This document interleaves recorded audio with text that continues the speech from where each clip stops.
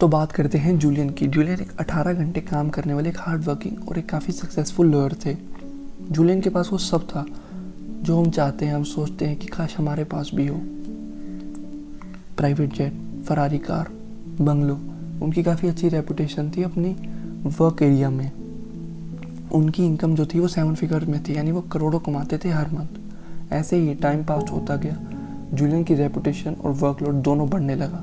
Workload बढ़ने के साथ साथ वो अपनी फैमिली पर काफ़ी कम ध्यान दे पा रहे थे। इस वजह से वो खुश भी नहीं थे। उनकी जो मैरिज थे वो फेल हो चुकी थी। उनकी फादर से उनकी काफ़ी कम बात होती थी। जैसे ही वो 53 एज के हुए तो वो 70s की एज दिखते थे। वो हंसना भूल चुके थे। सिगरेट और अल्कोहल काफ़ी ज़्यादा कंज्यूम करने की वजह से अब वो बीमार और ओवरवेट हो गए। अब उनकी लाइफ का टर्निंग पॉइंट तब आया जब उन्हें एक दिन कोर्टरूम में हार्ट अटैक आता है।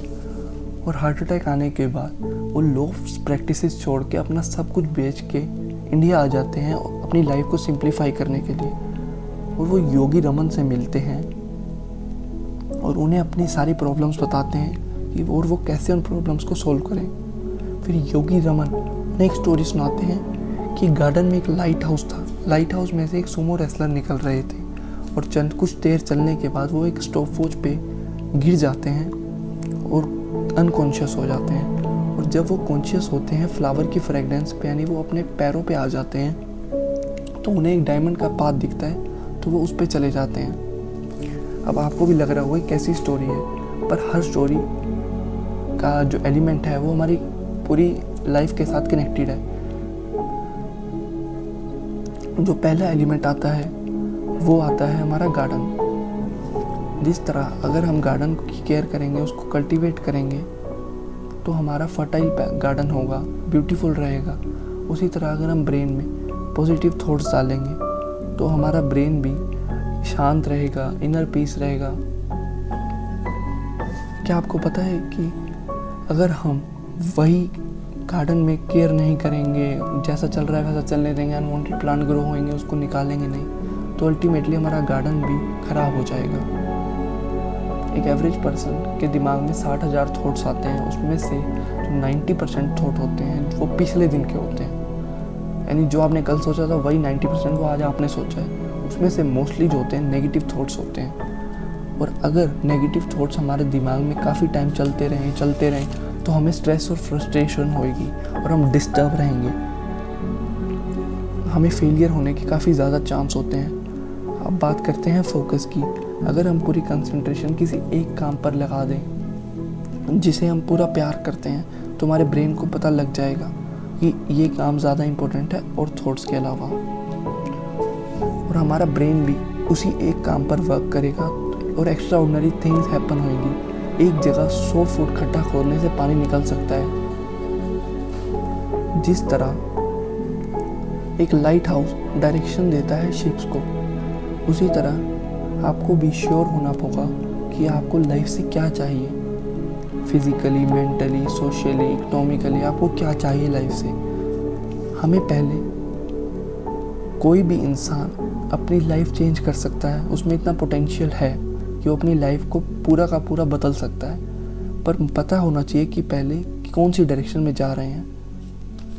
पर अगर यार हमें पता ही नहीं है कि हमें कौन सी डायरेक्शन में जाना है, हमें नहीं पता कि हमें दिल्ली जाना है या मुंबई, तो हमारी भी कंडीशन वैसी ही हो जाएगी जैसे एक सेलर की होती है।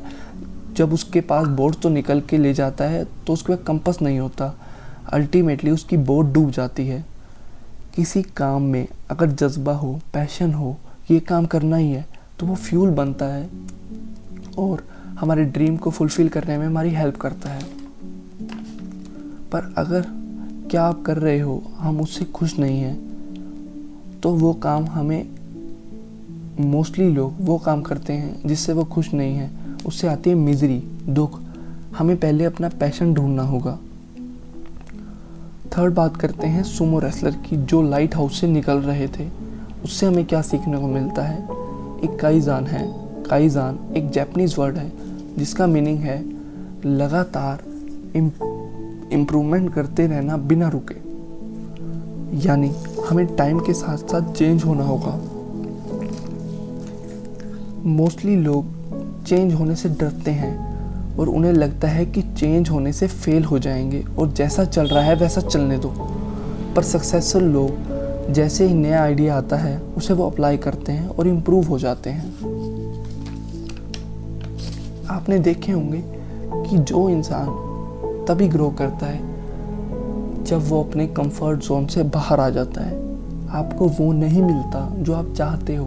मैं चाहता हूँ कि मेरे को फरारी मिल जाए, पर मैं उसके लिए काम नहीं कर रहा तो मेरे को वो नहीं मिलेगी। हमें वो मिलता है जो हम डिज़र्व करते हैं। और मोस्टली लोग फेल होने से डरते हैं। किसी भी सक्सेसफुल इंसान को पढ़ोगे तो हमें पता चलेगा कि उसने कितने फेलियर, कितने धक्के, कितनी बेइज्जती सही इस मुकाम पे आने के लिए। पर हम उनकी बस सक्सेस देखते हैं, उनके फेलियर नहीं देखते। आपको पता होगा कि सुमो रेसलर ने एक वायर केबल के अलावा और कुछ नहीं पहना था। जो वायर केबल है वो रिप्रेजेंट करती है सेल्फ कंट्रोल और सेल्फ डिसिप्लिन। हम इन दोनों की बदौलत इतनी मुकाम हासिल कर सकते हैं ज़िंदगी में कि हमें खुद नहीं पता। पर पहला स्टेप है सेल्फ डिसिप्लिन को बिल्ड करने का, उसकी मजबूत नींव बनाने का कि कभी भी क्विट ना करें, अपने गोल को डिसाइड करें, अपने आप को किसी से भी कंपेयर ना करें। बिल गेट्स ने कहा है कि अगर आप किसी को अपने आप से कंपेयर करते हैं तो आप अपनी बेइज्जती कर रहे हैं। खुद से कंपेयर करो यार खुद को कि क्या मैंने कल से ज़्यादा मेहनत की या नहीं।